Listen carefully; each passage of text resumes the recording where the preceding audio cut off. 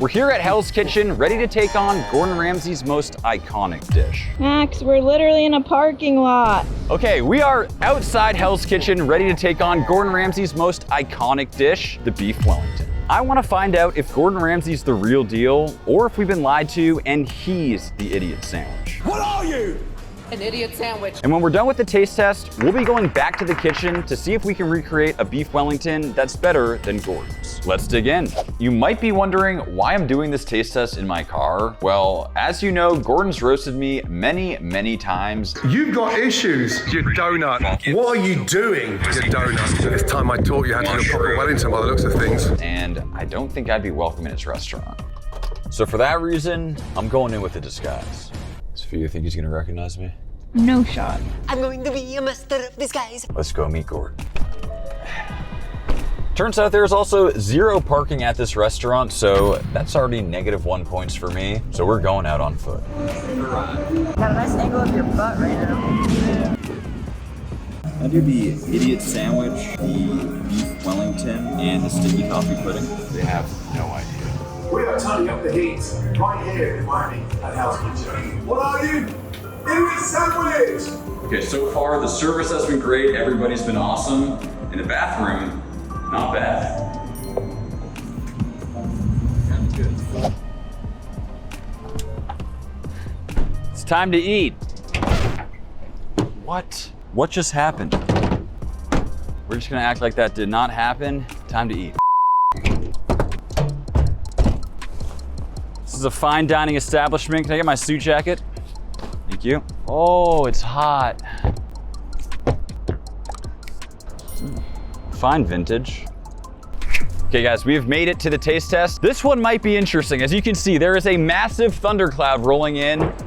It is currently well over 100 degrees. I am sweating out of every single pore in my body, but none of that is gonna stop us from finding out if Gordon Ramsay knows his food. Now, if you're having deja vu, you are not alone. This is the exact same place we did the taste test for Salt Bae. There's absolutely no parking at Gordon's spot, and this was right around the corner, so it should work.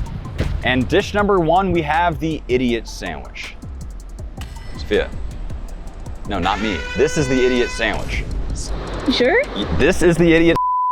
Not sure what I was expecting. It looks very messy, though quite tasty. We got some crispy mushrooms in there, a bunch of braised short rib, cheesy, well toasted. The short rib itself is definitely tender, though it better not be dry. Something I've learned is that the reason food from fancy restaurants tastes good is because they completely cover it in butter. Like this sandwich was for sure grilled in at least a half a stick of butter. I'm not really complaining, but for the diet, this is not it. The beef itself is still really juicy, super tender. This is a fantastic sandwich. And for a downtown Miami / Gordon Ramsay price point, maybe Gordon really can cook. Let's try the French fries. They're soggy, you donut. Sort of expected they were sitting in a takeout bag, but they're not bad. And dish number 2, we of course have the Beef Wellington. Now they said it was petite, and at first I was pretty impressed with the $44 price, but like that's a 1-biter right there. The Beef Wellington came with the classic sauce. Gotta go for a little taste. Pretty nice texture to it. Very complex, a deep beefy flavor, though it is a little like citrusy towards the end. That is very good. Going right over the top. And now it is time for the moment of truth, the Gordon Ramsay Beef Wellington. Oh, it's raining. The Gordon Ramsay gods have spoken. Oh, no, Max. Okay, we gotta go quick. All right, the Beef Wellington. Did he cook it correctly? That right there is cooked to perfection, though I will say, I don't see too much of the mushroom situation going on at the bottom there. I'm also trying to see if the prosciutto's in there. What? No. Did they not add prosciutto to this? Gordon. So I just called the restaurant to figure out why my Beef Wellington does not have prosciutto. Turns out they changed the menu recently and no longer include it, which I don't really understand. I will say I am pleased to see that there is a crust on this, and this will really help with flavor. My first taste of Gordon Ramsay's Beef Wellington. I mean, it's hard for that not to taste good. The sauce is phenomenal. It's beef tenderloin covered in a crispy and buttery puff pastry, but it is missing something, and that's the prosciutto. To me, it's a critical component. And like, I really wish I could say this was the best Beef Wellington I've had. Could barely taste the mushrooms. The puff pastry was a little too thick, and as a result, it was missing that classic Beef Wellington flavor. And at last, we have the sticky toffee pudding, Gordon Ramsay's favorite dessert. Let's see if it lives up to the hype. It came with ice cream, but that did not survive the heat. This feels extremely moist. Pouring over that leftover sauce.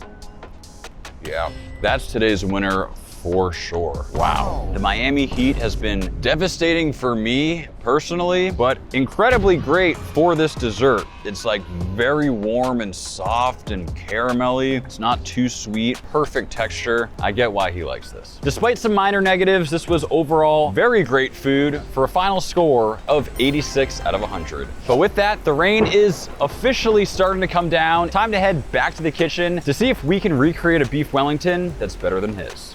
So I just realized something very important on the drive home.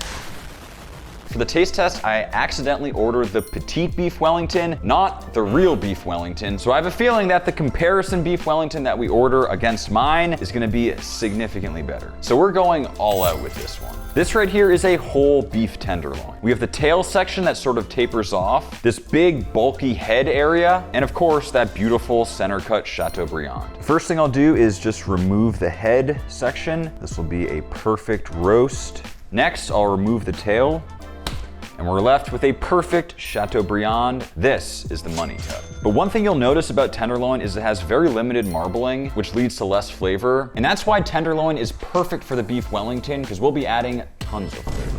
And we'll hit it with some kosher salt and black pepper. And we'll give it a sear. At this stage, the goal is not to cook the beef, just give it some incredible color for flavor. Now to cut through some of those rich flavors, we're just gonna paint on some spicy mustard, and we only really need a thin layer here. And time for the duxelle mushroom filling. Now you could be a normal person and chop these up in a food processor, but where's the fun in that? You've got issues. And into a pan to cook out all that moisture. With it mostly dry, we'll add in the shallots, a bit of thyme. Now I'll deglaze with a little bourbon, and a bit untraditional, but I'm gonna finish with a little bit of heavy cream. And it might not look pretty, but this filling is packed with umami. It's gonna be super creamy and flavorful. Okay, now we gotta take this beef Wellington up a notch. After all, we are going against the one and only Gordon Ramsay. So what I have in front of me is a lobe of foie gras. Foie gras is easily one of the world's most premium ingredients. It's fatty duck liver, and it has one of the most creamy and succulent tastes known to man. It is also extremely packed with cholesterol, but as they say, cholesterol is full of flavor. Keeping the seasoning simple with just some salt and black pepper. And we'll sear over super high heat. And as you can see, it just immediately starts rendering. The key is getting a really nice crust before it all sort of renders out, and we definitely don't want to overcook it. That color is perfect. And just like that, they're done. And for a little extra flavor, I'm just gonna add in some of that rendered foie gras to the mushrooms. Next step, we lay down our prosciutto on the cling film. This is gonna provide a barrier so the puff pastry doesn't get too soggy. And it's also gonna provide a nice salty punch and a whole bunch of flavor that a normal tenderloin is missing. Now on with the mushrooms and get that into a nice even layer. And this right here should be perfect. Tenderloin down. Now we'll throw on those beautiful slices of foie gras right over the top. And the idea is that this foie gras is gonna render beautifully into that meat. And we'll wrap up that present. Trying to keep it nice and tight. And we'll let it chill in the fridge. And it's time for the puff pastry. And I'll just gently roll it out. Beef down. And for the last time, we'll wrap up our present. Now we'll seal up the sides and chill one last time. Now we'll paint on some egg yolk for that crispiness and color. We'll throw on a puff pastry lattice just for cool presentation. One more dose of the yolk, and we'll finish with flaky salt. Then we bake. And just like that, our beef Wellington is done. Well, the color looks great, but it's time for the moment of truth.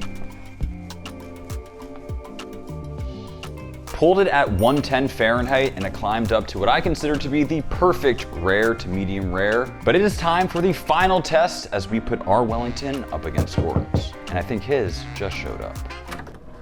Oh, what the f? Not you again. No petite Wellington this time. This is Hell's Kitchen actual beef Wellington. Let's check it out. Oh, you have got to be kidding me. It is literally the same exact thing. It's just two petite Wellingtons put together. I was really expecting more.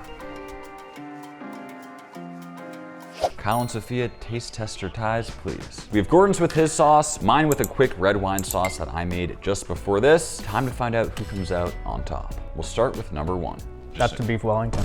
Oh, boozy. I really like the sauce on. What? I'm trying to get rid of the cat. The sauce on this is super flavorful. The crust feels a little bit too thick to me. I feel like the sauce is really good, but the Beef Wellington itself, it lacks some sort of like flavor or savoriness. Number 2. That one tastes different. Very, very good. The puff pastry was flakier on the second, and I really like that because I don't want it to be soggy on there. I mean, it must be Gordon's. Favorite on 3. 1, 2, 3. 2. 2. Let's go, baby. No, that was yours? Yeah. No way. I'm just happy Gordon isn't around to hear that.